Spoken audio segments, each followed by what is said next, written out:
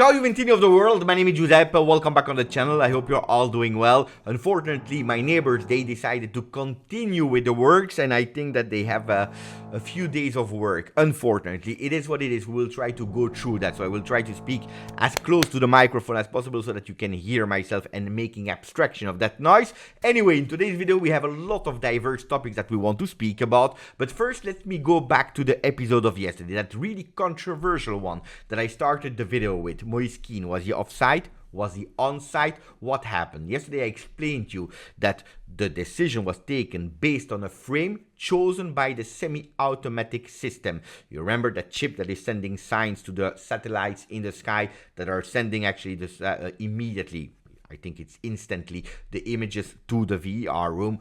Did I change opinion according to that? Absolutely not. I continue to say that they took the right decision because at the end they have to choose for the images sent by the semi-automatic system.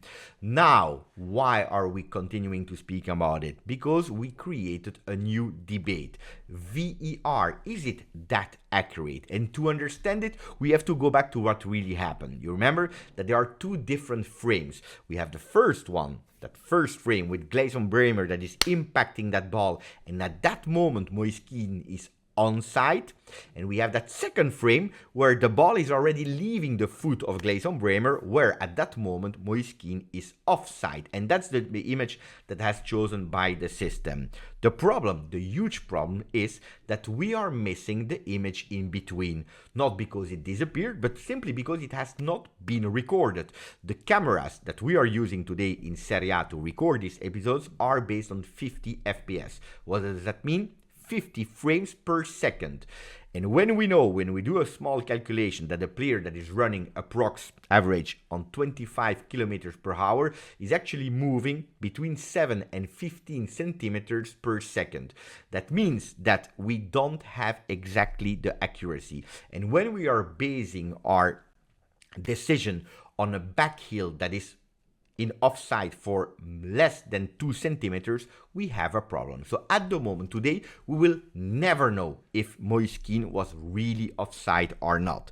And that's a huge problem because we canceled the goal. Now we can say, but it's okay, at the end we won 1-0. But on the other side, this case, and it's again in a game of Juventus that it happened, like for example, the very first time that VR was used in Serie A was in a game of Juve. It's always in a game of Juve. Well, this is putting everything again in a big question mark. Is it really accurate, yes or no? And now we can say it happened in Verona, we won 1-0, it's fine, it's okay. But can you imagine, like Tuttosport is opening their page with, if it happened in Juve Inter of the 26th of November? Disaster, scandal. It could have been on Juve or on Inter side, but both of them it would have been a total chaos. So let's see what will happen with that in the future. Will VER change? Will we go towards a new system of offside where you need the light between the defender and the striker? It's something that we will have to monitor, and maybe the episode of Juve Verona with Moise Kean on or offside will be the basic that they will start studying the case. Anyway, I told you that we have a lot of topics to speak about. Daniele Rugani will be one topic. Giuntoli in London together with Manna to watch Tottenham-Chelsea. Why was he there? Which are the players that he was following? We'll speak about it. No, we will not speak about la Juve ha I numeri per il scudetto. Juventus has the numbers for the Scudetto. You know that the narrative of Gazzetta dello Sport is pushing towards Juve Inter Scudetto race. Well, today it looks like I understand why they are doing it. They are doing it for a simple reason. Today they are not even going to, it's Inter that needs to win because the debt, because whatever you want. No, they are going towards Juve. You have the numbers for the Scudetto. So they are putting all the responsibility, accountability to Juve, saying you have to win. If you don't win the Scudetto, well, you have to blame yourself. You missed it. Ragazzi, I know where they are going to, and they already start in November, so pay attention. Anyway, I want to start speaking about Milan. You will tell me, Beppe, we are in a Juve channel. Why are you speaking about Milan? Well, there is a reason, so listen really carefully because it's important for Juve. Corriere dello Sport, fantastic is the title because it's true that yesterday, we know it, Milan won against Paris Saint-Germain 2-1, and they were really great.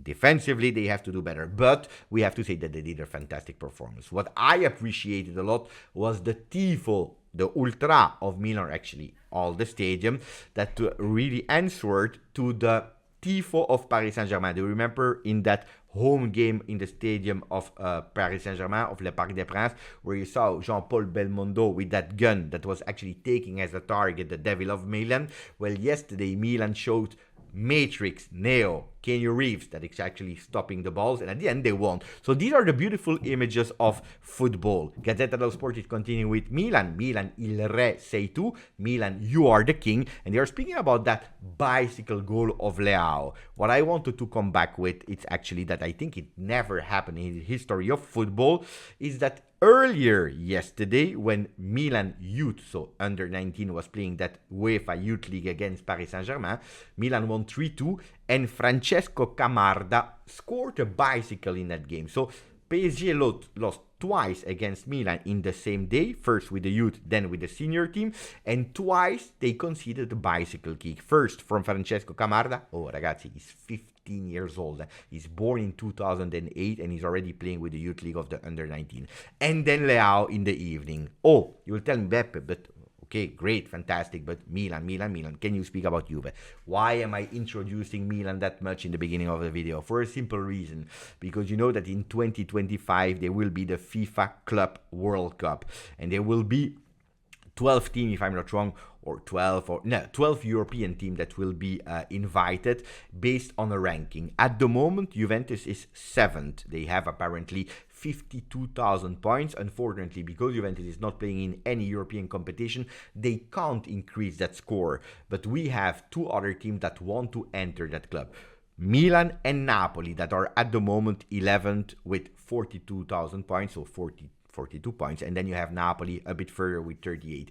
That win of Milan yesterday is quite annoying, because I think, if I'm not wrong, that they just need 4 more wins to go over Juve, and that can be a total disaster, because that means that Juventus will not be able to participate to that 2025 World Cup. And that will be a fantastic one. It will be the first edition, but it will be something that will economically bring you a lot of money, but also in terms of images will be a beautiful window. So we have to hope sincerely, for the people that are telling me, Beppe, we have to wish that Italian clubs are doing well in Europe. Well, hopefully not. Inter can do whatever they want because they will probably already be qualified, but hopefully not Milan and Napoli, otherwise we have a problem. Anyway, speaking about Champions League, yesterday Morata did again fantastically well. I believe he scored a brace, 5 goals in 4 Champions League games, 7 goals in La Liga, 2 assists in 10 games.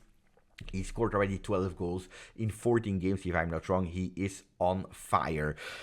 And I'm happy for the kid. Does that mean that I wanted Morata back at Juventus? No, I always told you no, because according to me, sometimes you have just to turn the page. But it's true that I have to admit that Morata is doing fantastically well, and I'm happy for him.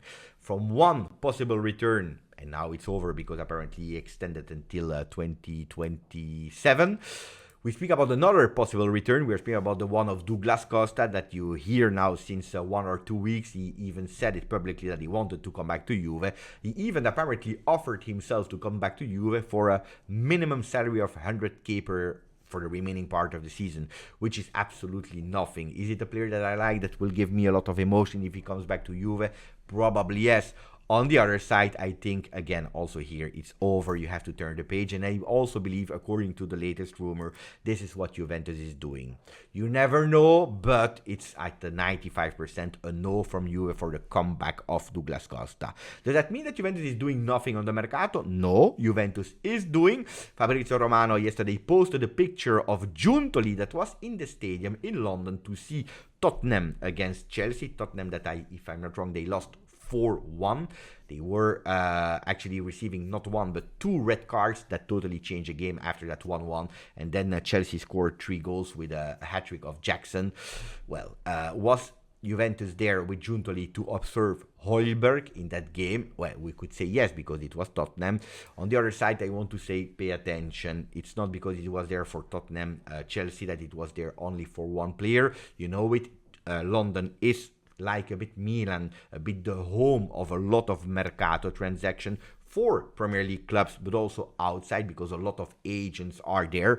So Juventus is moving not only for Premier League clubs and players, but also for other ones. One thing is sure, Juventus wants to do something in January. don't expect crazy things, but they want to do some things, we know it. And there are some players that Tuttosport was already reporting, the one that we are rumoring a lot since a few days. Well, Jadon Sancho, apparently they continue to push for him. It's an offensive player. I always told you, according to me, can you sign Jadon Sanchez? No, because it's not going in the parameters in terms of salary.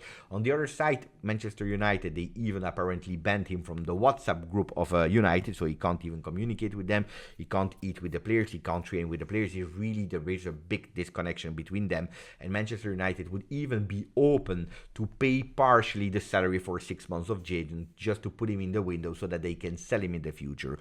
Can he be a reinforcement? Well, according to the papers, absolutely yes. It could be someone that can arrive in January for Juve. My feeling at the moment is no.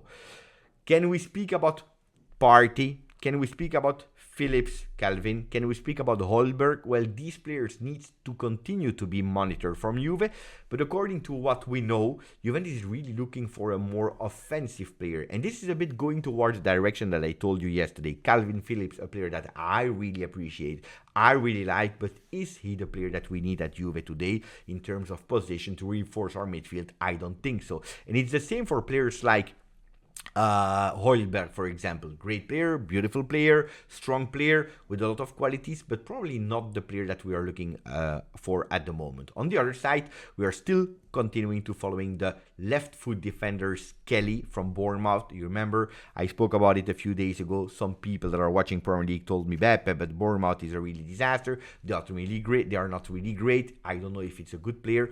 Well, he could go for free at the end of the season, and it could be a good opportunity for Juve. So also here, let's monitor it. On the other side, I want to speak about internal Juventus decision about contracts. You know that we already gave the officialization of Federico Gatti that I had the honor to speak about and to announce live together with him on Twitch. Well, apparently tomorrow, latest Friday, maybe even today, you don't know, Locatelli will extend his contract until 2028, a player that is growing more and more and more. You know, that is one of my favorite ones, not only because of his way of playing, but also the human side and the way that he's a big Juventino. And wait, because it's not the only Juventino that we have in the team, but it's a news that is making me extremely happy. So 2028, expect a Locatelli extension, not only him, because later there will also be the one of Fagioli, and maybe also this week, like Romeo Agresti said. Other news internal of Juve, well, yesterday, beautiful news, Huijsen, Dean and Yildiz Kenan are now officially part of the first team. Does it change something? Yes, it changed, because now they are on the website of Juventus. When you're going to the players, their picture is there, their name is there, which they didn't have 2 days ago. Also in the locker rooms, when they are going in the training center, you have actually the big locker room for all the players with their numbers and so on. And then you have a small one where the players that are going from Vinovo, so the next gen, the youth players, you know, that sometimes are training with the team, they are going in that smaller locker room because there is no space yet, there is no defined room in the big one. Well, now they have also their official space there, which is really nice. Yesterday, when I was speaking with Daniele Rugani, I asked him, how did they react about that news? Did they celebrate, or it was something just normal? He said, no, they were all smiles, they were celebrating a bit in the beginning. Then, of course, when the training session started, they were all focused. No, I'm happy for them. And I'm also happy about the way that Juventus is doing it, because it was not just in the beginning of the year, you come with us in USA, you are part of the first team. No. They are there since the beginning of the season. They continue to play a few games with the next gen, which they will still be able to do. But you are there, but you need to confirm yourself. You didn't arrive yet. And working on the field, debuting already in Serie A, but day after day in training session, they deserve to be now officially reconfirmed as first team players. Super happy for them. Now we go towards Rugani, one of the last, if not the last, topic of today's video. Well, Daniele Rugani, yesterday I had him on Twitch together with me and Leandro, my co-host. It was really nice. I tell you the truth, it was really nice. I asked him a lot of things. Usually I'm always doing a recap video in English. Yesterday I couldn't because it was quite late. There was Champions League, so I didn't want to annoy you with an extra content, but I can recap in a few words. when I asked him what is the most memorable game that he had in his career at Juve, he said, well, that Inter Juve 2-3. Remember the one with the goal of Higuain is probably the biggest game that he remembers, the one that is most emotional. Also because it was like, we win the Scudetto, we lose the Scudetto, we win the Scudetto, and that was an extremely important one. I asked him about his very first yellow card. For the people that are too young, they don't remember. His first season in Serie A was with Empoli, 38 games in a row, so an entire season for a defender without yellow card. When he starts at Juve the day after, so the season after, also there he continues without yellow cards, playing game in, game out, no yellow cards. And at a certain moment, we saw that he was maybe probably a bit too shy when he's in his duels, in his contrast. And more people from Juve were asking, Daniele, we want you to have a yellow card. And actually yesterday, I asked him, what was your feeling in that first yellow card that you had at the 35th game against Fiorentina, match day 35 against Fiorentina? And he said, Beppe, I remember that one really well, because actually it was a moment where even the Mr. Allegri was asking him to have that yellow card. When he had that yellow card, it was a kind of freedom for him, you know? And then he told me, I have one regret, because I actually received a yellow card for a really stupid, small, light fall. If I knew, I would have gone extremely hard for it. So that was really funny. Then we spoke about a lot of things. He spoke to me about the difference with the past, with, the additional time that are longer than in the past. In the past, like it's 3 minutes, it's 4 minutes. Now it can be 5, 6, 7, 9 minutes, sometimes 10 minutes. I told him, is it more difficult now than in the past? He said, yes, Beppe, because as a player, you can see the chrono when you are playing. You watch and you see, for example, 88 minutes, there are 2 minutes remaining, but from the 90th minute on, the chronos in the stadium, they stop. And you have absolutely no idea how long you are still having to play. And it's looked like an eternity, especially for a defender. He spoke about the growth of defenders because, now we are in a really great moment with Daniele. He's coming to maturity, he's coming to peak, he's going with fantastic, beautiful clean sheet records. I told him, what about a defender and the growth with it? He said, Chiellini, that is one of the maestro that he played with, always told him that his peak arrived at years 33. He said, I'm 29 now, I have a kid of 3, and I feel much more mature today. We spoke about Barzagli as well, and I was really happy about that. The fact how he was speaking, that we are always praising young people, 18 years old. Now when you're 22, looks like you're already old. Well, for some players, from some defenders, that maturity arrives a bit later, especially for defenders that needs to do some mistakes to have some experience. Then he spoke about the team spirit, and I really liked when he was speaking about the team spirit that he was showing and the team was showing. At a certain moment, he said something really important. He said, when you have that team spirit, that determination, that cattiveria, being that grinta, when you want to win, well, also the opponents have difficulties to beat us. And this has to come into our mind, and we not have to forget it until the end. Beautiful message also to the supporter, where he was asking the supporters to continue to support them as we are seeing lately, because it really helps them. And then he finished with a message for Tuscany, the region, beautiful one. He's also coming from that. But what I will remember from that beautiful interview was also that Juventinità of Daniele. I had heard some rumors that he was a Juventino. I was not sure, so yesterday I asked him. He said, yes, Beppe, I am a Juventino since a kid. When I was with my father and my brother in the past, we had no streaming on television, so we went, or subscription to a big channel, so we went to a club, Juventus official club at the time, to watch the games and so on. I will always remember that. I was already a big fan. My idols, Trezeguet, Del Piero, even more Del Piero. But it was beautiful to hear about his Juventinità, and it puts me, honestly, a lot of things into perspective. Because when I'm thinking about it, a lot of time we spoke about why is he not leaving and he's not playing and so on. When you arrive in your childhood club and you're doing well and you're earning what you have to earn, you receive your opportunity sometimes and you play and doing actually well, the coach is trusting you, is counting on you. When you are living in a really nice city like Torino, you have your family, you are based there.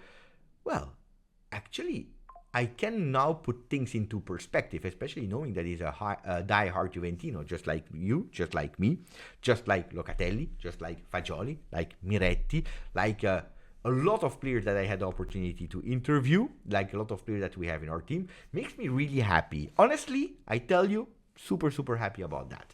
Anyway, this is what I wanted to say about today's video. Again, a long one. I'm happy that my neighbor took looks like a break, so that you will have a bit more enjoy the video without that noise. Grazie, forza, Juve.